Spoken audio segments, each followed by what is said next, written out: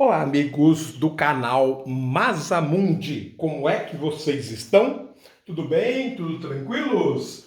Olha, meus amigos, nós viemos para mais uma conversa sobre a geografia do Brasil. E como havíamos comentado na conversa anterior, hoje nós vamos bater um papo sobre a região centro-oeste, que é esta região continental na Interlândia, como gostam os geógrafos mais clássicos, ou seja, está no coração do Brasil e que não é banhada pelo mar, a única das regiões brasileiras. No entanto, esta região está distante de ter pouca água. Muito pelo contrário, ela é chamada de a caixa d'água do Brasil, já que todas as grandes bacias hidrográficas que banham o território brasileiro têm suas nascentes, principalmente nas chapadas desta região. Muito bem? Então, ela vai tendo características muito diferentes. Além disso, é a única que faz fronteiras com todas as outras regiões, o norte, o Nordeste, o Sudeste e o Sul. Portanto, são peculiaridades desta região tão importante. Ela que tem cerca de 1.600.000 quilômetros quadrados, 20% do território brasileiro. É ligeiramente maior do que a região Nordeste, sendo a segunda região mais extensa do Brasil após o Norte. Gente, no entanto, trata-se da região com menos população do Brasil. São 16 milhões de habitantes. Isto vai dar uma relação de 10 habitantes por quilômetro quadrado. Portanto, ela é a menos populosa das regiões brasileiras. E a segunda menos povoada. A menos povoada é a região norte. Povoamento está ligado ao conceito de densidade demográfica, o número de habitantes por quilômetro quadrado. Pois bem, então começamos a construir algumas características diferenciais desta belíssima região brasileira.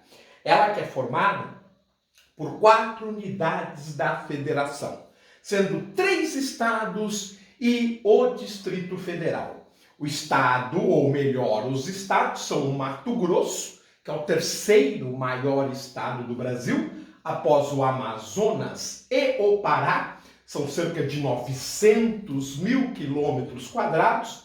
Mato Grosso, com capital em Cuiabá.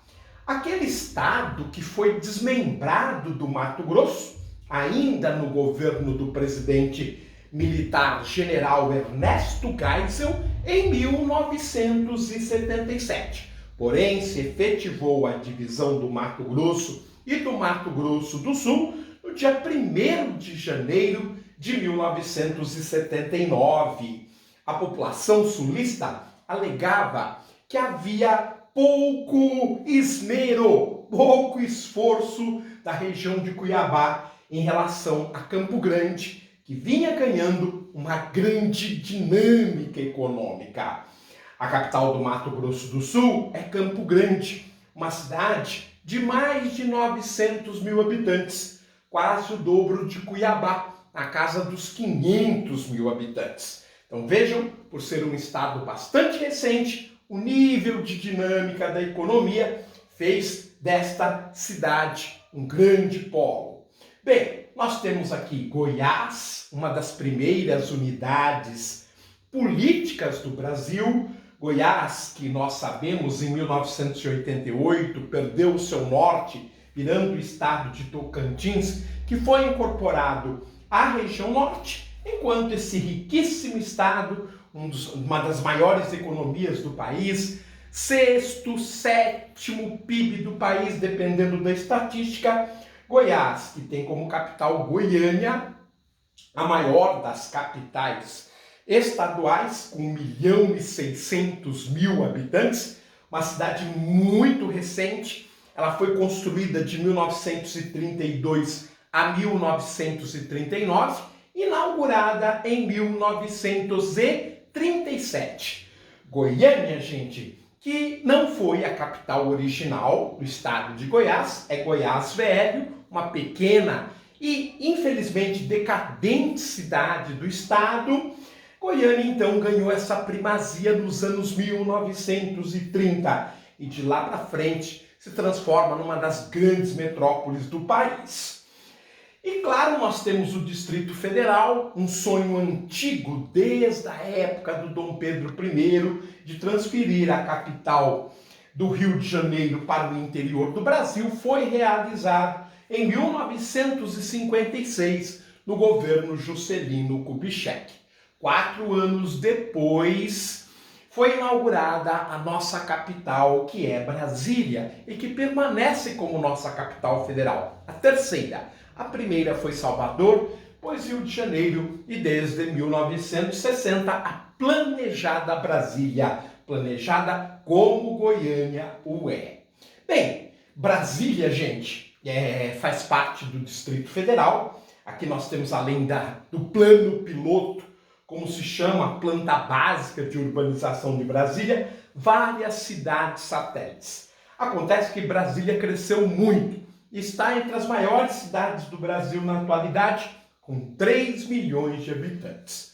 Bem, apresentamos, portanto, as unidades da federação que constituem a região Centro-Oeste. Agora vamos falar um pouquinho sobre o seu quadro natural.